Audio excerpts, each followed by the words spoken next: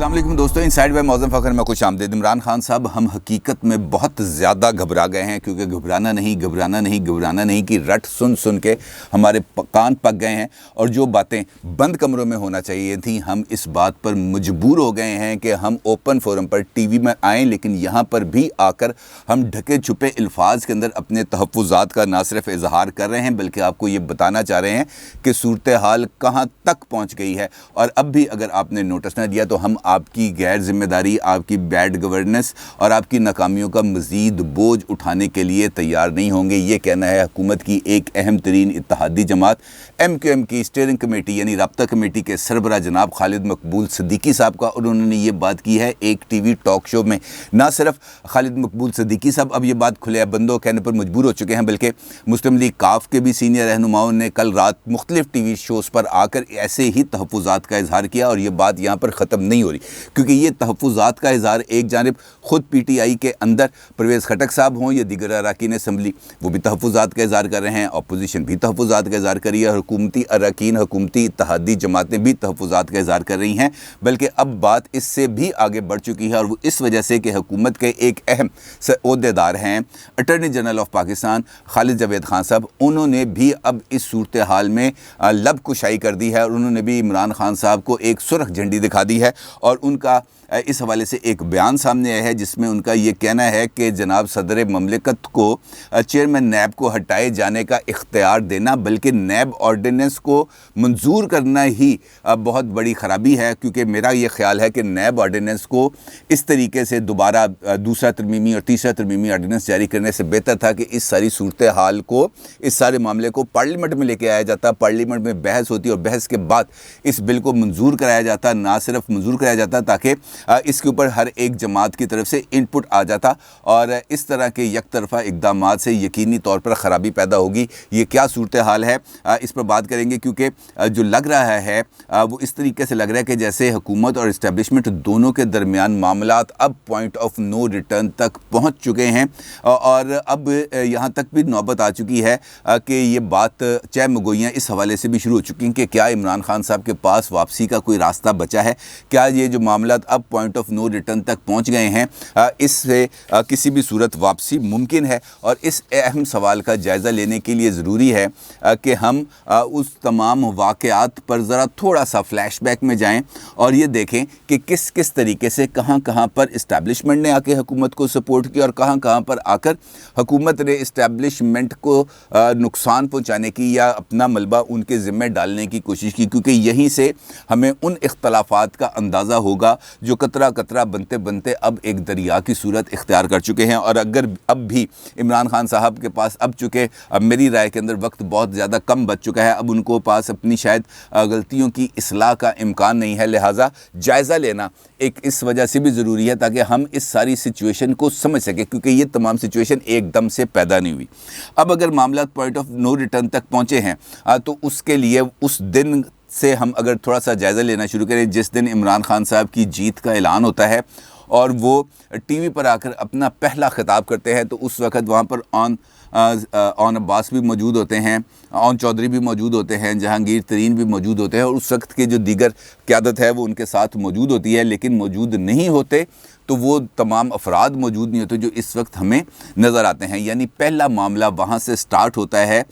جب عمران خان صاحب نے خود اپنی جو کی ٹیم ہے، جو اپنی کور ٹیم ہے، اس کے اندر تبدیلیاں کرنا شروع کیں، اور شہزاد اکبر صاحب جیسے لوگوں کو، شہباز گل جیسے لوگوں کو اپنی ٹیم میں شامل کیا، اور اس طریقے سے معاملات کو چلانے کی کوشش کی جو ایک پاپولر پبلک سینٹیمنٹ کو مد نظر رکھ کر نہیں کیا جاتا بلکہ خوشامد پسندوں کے زور پہ آ کر کیا جاتا ہے۔ اب اگر ہم تھوڑا سا اور جائزہ لیں اور زیادہ ماضی میں اگر میں آپ کو نہ لے کے جاؤں، کچھ قریب کے 2-3 واقعات کا حوالہ دوں تو ہمارے سامنے صورتحال کلیئر ہو جائے گی۔ مثال دیتا ہوں، آج سے کوئی 6 ماہ پہلے ایک سابق لیفٹننٹ جنرل صاحب کو تعینات کیا جاتا ہے سعودی عرب میں سفیر کے طور پر، اور بلال اکبر صاحب ان کا نام ہے۔ اب وہ 4 مہینے تک وہاں پر اپنے فرائض انجام دیتے ہیں، لیکن اچانک ایک دن ان کے ٹرانسفر آرڈرز آ جاتے ہیں اور ان کو کہا جاتا ہے کہ جناب آپ واپس آ جائیں، اور واپس آنے کے بعد ایک اور شخصیت کو جو بنیادی طور پر محکمہ خارجہ سے تعلق رکھتے ہیں ان کو سعودی عرب میں سفیر تعینات کر دیا جاتا ہے۔ یہ بھی اسی سلسلے کی کڑی ہے جہاں پر اسٹیبلشمنٹ کے ساتھ روابط کے خراب ہونے کے امکانات پیدا ہوتے ہیں۔ بلال اکبر صاحب آپ کو معلوم ہے کہ چونکہ ان کا تعلق بھی فوج سے رہ چکا ہے، اور فوج اور ہمیشہ سے ہی سعودی عرب کے اندر جو بھی سفیر تعینات ہوا ہے ماضی میں، اس کا تعلق کسی نہ کسی طریقے سے پاک فوج سے رہا ہے، کیونکہ پاکستان اور سعودی عربیہ کے درمیان جو تعلقات ہیں وہ بنیادی طور پر سیاسی نوعیت کے نہیں ہیں، بلکہ وہ دفاعی نوعیت کے ہیں، اسٹریٹجک نوعیت کے ہیں۔ لہٰذا ان اسٹریٹجک تعلقات کو آگے بڑھانے کے لیے ایک ایسی شخصیت کو وہاں پر تعینات کیا جاتا ہے جو پاکستان کی ملٹری اسٹیبلشمنٹ کی نہ صرف ہیرارکی کو سمجھتا ہو بلکہ ان کی پالیسیز کے ساتھ بہت حد تک الائنمنٹ رکھتا ہو۔ عمران خان صاحب نے شروع میں جب ان کو تعینات کیا، اور اس سے پہلے بھی ایک سابق جنرل ہی تعینات تھے وہاں پر سعودی عرب میں، تو اس وقت بھی جو کچھ معاملات چل رہے تھے خاص طور پر جو اسٹریٹجک نوعیت کے، وہاں پر سعودی عرب کی جو ان پٹ آتی ہے وہ بنیادی طور پر امریکن ان پٹ ہے جو سعودی عرب کے ذریعے پاکستان تک پہنچتی ہے، اور سعودی عرب اس کی کچھ تھوڑی بہت قیمت بھی ہمیں ادا کرتا ہے۔ تو وہ اس سے جب نگیشن شروع ہوئی، اور خاص طور پر اس وقت جب عمران خان صاحب نے ٹی وی پر آ کر اس بات کا اعلان کیا کہ ایبسلیوٹلی ناٹ، اور اس کا امریکی حکام نے بہت زیادہ برا منایا، اور ان کا یہ کہنا تھا کہ جناب اسی تے اگل کیتی نہیں ساڈے ذمہ ہمیں پا رہے ہو، لیکن عمران خان صاحب نے اس موقف کو آگے بڑھایا، تو جس کے نتیجے میں سعودی عرب اور پاکستان کے درمیان کسی قسم کے کچھ دوریاں پیدا ہوئیں، اور ان دوریوں کو دور کرنے کے لیے لیفٹننٹ جنرل بلال اکبر صاحب کو تعینات کیا جاتا ہے سعودی عرب میں، لیکن عمران خان صاحب اچانک ان کو واپس لے آتے ہیں۔ یہ تمام صورتحال یہ 6 اکتوبر کی صورتحال سے پہلے کی ہے، 6 اکتوبر کی صورتحال اس کے بعد پیدا ہوتی ہے۔ اچھا، بلال اکبر صاحب آ جاتے ہیں، اور اس کے بعد ایک اور ڈیولپمنٹ ہوتی ہے جو ریسنٹ یہ پچھلے کوئی 1.5-2 ہفتے کے درمیان ہے۔ آپ کو معلوم ہے کہ آزاد کشمیر کے انتخابات ہوتے ہیں، اور آزاد کشمیر کے انتخابات کے اندر عمران خان صاحب اسٹیبلشمنٹ سے مدد مانگتے ہیں، اور وہ یہ کہتے ہیں کہ آزاد کشمیر کے اندر مجھے سپورٹ چاہیے، اور وہاں پر ایک سیکٹر کمانڈر کی طرف سے ایک بیان سامنے آتا ہے، یا ایک ان کے آڈیو ویڈیو سامنے آتی ہے جس کے اندر وہ ایک شخصیت سے ان کو وزیر اعظم بنانے کے لیے کچھ رقومات کے حوالے سے تبادلے کی بات ہوتی ہے، اور ان کو اگرچہ وہ عہدہ نہیں ملا، لیکن یہ بات جب سامنے آتی ہے پھر یہ میڈیا پر آتی ہے، اور اس کے بعد جب اس بات کا علم ہوتا ہے تو اس سیکٹر کمانڈر کو نہ صرف تبدیل کر دیا جاتا ہے بلکہ واضح طور پر یہ پیغام دیا جاتا ہے اسٹیبلشمنٹ کے اداروں کو کہ جناب آپ نے اس سارے صورتحال میں کسی قسم کی مداخلت نہیں کرنی، اور اس کے بعد وزیر اعظم عمران خان صاحب یہ جو ذمہ داری ہے یہ اس ادارے سے لے کر دے دیتے ہیں آئی بی کو، اور آئی بی اس سارے جو انتخابی عمل ہے اس کی نگرانی بھی کرتی ہے، اور اس کے ساتھ ساتھ وہاں پر کے پی کے پولیس کو بھی تعینات کیا جاتا ہے، اور اس کے بعد یہ ہوتا ہے کہ وہاں پر بیرسٹر سلطان محمود صاحب کو صدر بنا دیا جاتا ہے، اور جو مسعود احمد خان صاحب ہیں جو سابق ایک ڈپلومیٹ ہیں، وہ اس سے پہلے صدر تھے آزاد کشمیر کے، ان کو یقینی طور پر جب نیا صدر کا انتخاب ہوتا ہے پرانا صدر ہٹا دیا جاتا ہے، اور پھر اچانک ایک دن یہ فیصلہ کیا جاتا ہے کہ مسعود احمد خان صاحب امریکہ میں پاکستان کے سفیر ہوں گے، اور یہ تعیناتی کا نوٹیفیکیشن بھی جاری کر دیا جاتا ہے، اور مسعود خان صاحب چلے جاتے ہیں امریکہ۔ اب ان کا جو امریکہ جانا ہے، اور وہاں پر جو موجود پہلے جو سفیر تھے ان کی جو واپسی ہے، اس نے بھی بہت سارے ریزرویشنز کو جنم دیا، کیونکہ اس سے پہلے کچھ اہم شخصیات امریکہ سے آئی تھیں، اور آ کے انہوں نے یہاں پر وزیر اعظم سے ملاقات نہیں کی تھی، چاہے وہ نائب وزیر خارجہ ہوں امریکہ کی، یا جو سربراہ ہیں سی آئی اے کے وہ ہوں، وہ آئے، لیکن یہاں پر انہوں نے army chief general Qamar Javed Bajwa صاحب سے تو ملاقات کی، لیکن پرائم منسٹر عمران خان صاحب سے ملاقات نہیں کی، اور جس کے نتیجے میں یہ تاثر پھیلا کہ امریکہ ہماری جو سول گورنمنٹ ہے اس کی نسبت ہماری جو ملٹری اسٹیبلشمنٹ ہے اس کے ساتھ اپنے رابطوں کو نہ صرف بحال کرنا چاہتی ہے بلکہ ان رابطوں کو آگے بڑھانا چاہتی ہے، اور اس کا عمران خان صاحب نے شاید دل ہی دل میں کسی جگہ پر اس کا بہت زیادہ اثر بھی لیا، اور اس کو برا بھی مانا، جس کے نتیجے میں وہ تمام محرکات پیدا ہوتے ہیں جو آگے بڑھنے میں عمران خان صاحب کے لیے رکاوٹ پیدا ہونا شروع ہوتی ہے۔ اور سب سے اہم معاملہ وہ آتا ہے جب عمران خان صاحب حقیقی معنوں میں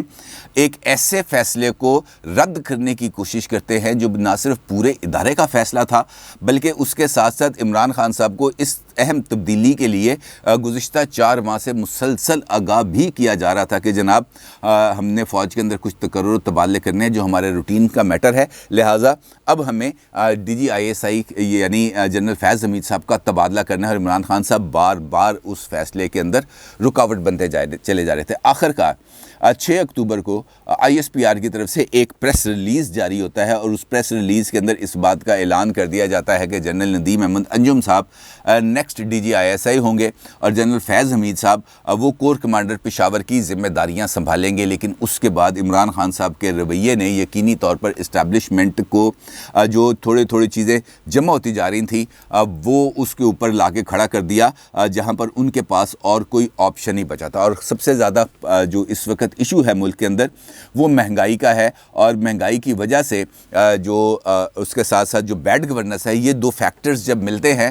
تب بھی اسٹیبلشمنٹ کے پاس اس کے علاوہ اور کوئی راستہ نہیں ہوتا کہ وہ موجودہ حکومت سے اپنا فاصلہ اختیار کرنا شروع کر دے۔ اب عمران خان صاحب بنیادی طور پر چاہ رہے تھے کہ DGISI جنرل فیض حمید صاحب کم از کم اگلے سال جنوری تک اپنی جو موجودہ عہدہ ہے وہاں پر کام جاری رکھے، اور اس کے لیے ضروری تھا ان کا وہاں پہ رہنا، کیونکہ عمران خان صاحب یہ سمجھتے تھے کہ اگر یہ وہاں پر موجود رہیں گے تو اس کے نتیجے میں جو چند اقدامات میں کرنا چاہتا ہوں وہ میں کر سکوں گا۔ اور وہ اہم اقدامات کیا تھے؟ وہ تھے نیب آرڈیننس کے اندر ترمیم، جس کے اندر خود موجودہ حکومت نے تاریخ میں پہلی مرتبہ اپنے آپ کو ہی NRO دے دیا، اپنے آپ کو ہی تمام تر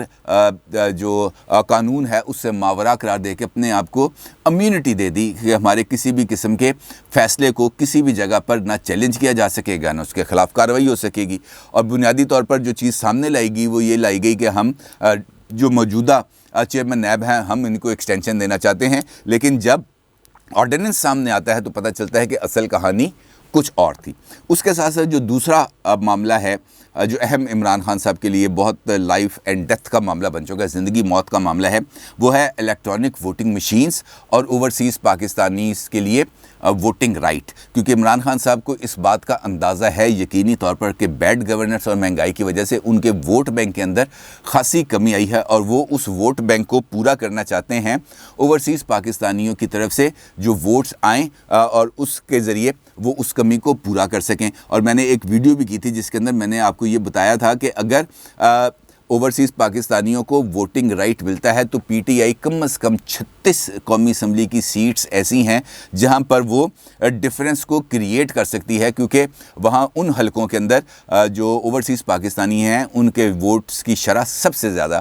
ہے، لہٰذا عمران خان صاحب وہ 36 حلقے اپنے لیے کم از کم سیکیور کر کے اگلے الیکشن میں جانا چاہتے ہیں، تاکہ وہ نمبر حاصل کر سکیں جہاں پر اگر وہ حکومت نہ بھی بنا سکیں تو کم از کم اگلی حکومت کے لیے چیلنج ضرور بن سکیں، لہٰذا ان کے لیے یہ معاملہ بھی بڑا امپورٹنٹ ہے۔ اور تیسرا معاملہ ان کے لیے ہے جو سب سے زیادہ امپورٹنٹ ہے، وہ ہے نیب اور FIA کے ذریعے اپوزیشن لیڈرز کو جلد از جلد کیفر کردار تک پہنچانا، ان کو سخت ترین سزائیں دینا، جس کے لیے حال ہی کے اندر ایک قانون کو بھی پاس کیا گیا جس کے ذریعے جو ریٹائرڈ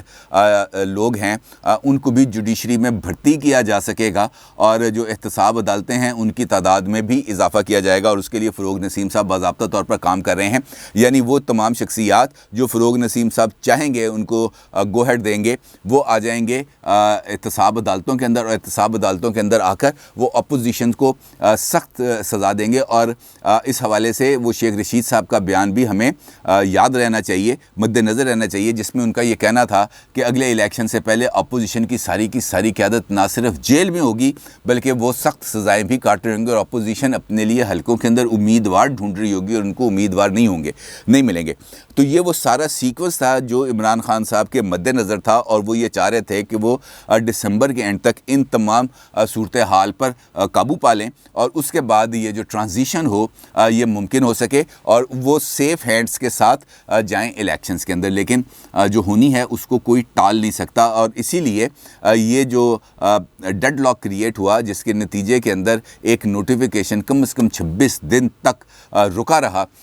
اس نے اس سارے معاملے کو ایک بوائلنگ پوائنٹ تک پہنچا دیا۔ اب نوبت یہاں تک آ گئی کہ عمران خان صاحب کہتے ہیں اتحادیوں کو کہ آؤ آ کے بات کرو، وہ کہتے ہیں جناب تو کون؟ وہ اپنے اراکین اسمبلی کو کہتے ہیں کہ جناب آؤ آ کے مجھ سے ملو، تو اراکین اسمبلی ان کے بلائے گئے کھانے کی دعوت پر بھی نہیں جاتے۔ تقریباً 60 سے 65 اراکین اسمبلی لاپتہ ہو جاتے ہیں، وہ شرکت ہی نہیں کرتے۔ اور اس کے بعد یہ جو گروپس ہیں پی ٹی آئی کے اندر، وہ بھی اب عمران خان صاحب کو آنکھیں دکھانا شروع ہو گئے۔ اس ساری صورتحال نے حکومت کو ایک ایسی کمزور وکٹ پہ لا کے کھڑا کر دیا ہے جہاں پر اس کے پاس آپشنز بہت زیادہ محدود ہیں۔ اب اس کے پاس صرف ایک آپشن رہ جاتا ہے کہ وہ کسی نہ کسی طریقے سے اسٹیبلشمنٹ کے ساتھ اپنے معاملات کو طے کرے اور اپنے لیے مزید وقت حاصل کرے۔ اور یہی وہ سوال ہے جو میں نے آپ سے گفتگو کے آغاز میں رکھا تھا کہ کیا اب اسٹیبلشمنٹ اس موقع پر ہے، اس جگہ پر موجود ہے جہاں پر آ کر وہ عمران خان صاحب کو مزید وقت دینے پر تیار ہو۔ اور میرا یہ خیال ہے کہ شاید اسٹیبلشمنٹ اب اس جگہ پر نہیں ہے جہاں پر وہ عمران خان صاحب کو مزید وقت دینے پر تیار ہو سکے، کیونکہ اس وقت عمران خان صاحب کو وقت دینے کا مطلب یہ ہوگا، اور اسٹیبلشمنٹ بھی اس بات کو یقینی طور پر سمجھتی ہے کہ اگر ہم نے اس وقت اس گرتی ہوئی دیوار کو سپورٹ دینے کی کوشش کی تو ایک دن یہ سارے کا سارا ملبہ ہم پر گرے گا، جو آلریڈی ہم پر گر بھی رہا ہے۔ اگر آپ شہر کے کسی گلی کوچے میں چلے جائیں، وہاں پر آپ کو اگر 10 لوگ عمران خان صاحب کو برا بھلا کہتے ہوئے نظر آئیں گے تو اس سے بڑی تعداد آپ کو اسٹیبلشمنٹ کے پر تنقید کرتی ہوئی نظر آئے گی، کیونکہ وہ یہ سمجھتے ہیں کہ عمران خان صاحب جو کچھ کر رہے ہیں اس کا بنیادی طور پر ذمہ دار اسٹیبلشمنٹ ہے، جو ان کے ہر اچھے اور ہر برے میں ان کے ساتھ کھڑی رہی ہے۔ لہٰذا اسٹیبلشمنٹ کو اگر اپنی جو عوام کے اندر اپنی پوزیشن کو دوبارہ مستحکم کرنا ہے تو اس کے لیے اس فاصلے کو مینٹین رکھنا ضروری ہے جو انہوں نے اب تک رکھا۔ اور جہاں تک اب حکومت میں شامل اتحادی جماعتوں کی بات ہے تو وہ بھی موسم کی اداؤں کو بہت اچھے طریقے سے سمجھ رہے ہیں۔ ان کو یہ پتہ ہے کہ یہ ہوائیں اب شمالاً جنوباً نہیں، مشرق سے مغرب تک یا شمال مشرقی ہوائیں چلنا شروع ہو گئی ہیں، لہٰذا ان ہواؤں کے اندر ہمیں اپنے لیے نئی گنجائشیں پیدا کرنی ہیں، اور اگر ہم نئی گنجائشیں پیدا نہیں کریں گے تو یقینی طور پر ہمارے لیے ایک سیاسی نقصان ہوگا، اور اس سیاسی نقصان سے بچنے کے لیے وہ قبل از وقت اب سامنے آ کر اپنا جو موقف ہے وہ لوگوں کے سامنے رکھ رہے ہیں کہ ہمیں بھی زیادہ آپ پی ٹی آئی کے ساتھ نتھی کرنے کی کوشش نہ کریں، کیونکہ ایم کیو ایم ہو یا پی ایم ایل کیو ہو، دونوں کی طرف سے یہ بات نہ صرف واضح طور پر سامنے آئی ہے بلکہ یہ بات کہی گئی ہے اوپنلی میڈیا پر آ کر کہ ہمیں کسی قسم کی مشاورت میں شامل نہیں کیا جاتا۔ لہٰذا یعنی بٹوین دی لائنز ان کا یہ کہنا ہے کہ یہ جو ہوا ہے پاکستان کے ساتھ گزشتہ 3 سال میں، اس میں ہمارا کردار نہیں ہے، یہ جو کچھ کیا ہے یہ پی ٹی آئی نے کیا ہے، لہٰذا ہمیں اس کا ذمہ دار نہ ٹھہرایا جائے، لیکن اس کا ذمہ داری تو ان پر آئے گی کیونکہ وہ اس حکومت میں بھی شامل رہے ہیں اور اس کیبنٹ میں بھی شامل رہے ہیں۔ ان کا خود کو بری ذمہ قرار دینا موجودہ حالات میں ممکن نظر نہیں آتا، لیکن اس کے لیے ان کو اس فاصلے کو اور زیادہ بڑھانا پڑے گا، اور دیکھنا یہ ہے کہ اب کیا جو اتحادی جماعتیں ہیں وہ اس فاصلے کو زیادہ بڑھانے کی کوشش کرتی ہیں اور کس سمت میں جاتی ہیں، کیونکہ اگلے 2 مہینے پاکستان کے لیے اور پاکستان کے سیاسی نظام کے لیے بہت زیادہ امپورٹنس رکھتے ہیں۔ معاملات پوائنٹ آف نو ریٹرن پر واقعتاً موجود ہیں اور اس کے اندر کسی قسم کی واپسی کا کوئی راستہ نظر نہیں آ رہا۔ کوئی معجزہ ہو جائے تو یہ اللہ کے کام ہے، اس میں کچھ نہیں کہا جا سکتا، لیکن جو حالات میں نے آپ کے سامنے پیش کیے اس پر سیفلی کنکلوڈ اسی بات پر کیا جا سکتا ہے کہ کہانی مک گئی ہے، وہ جو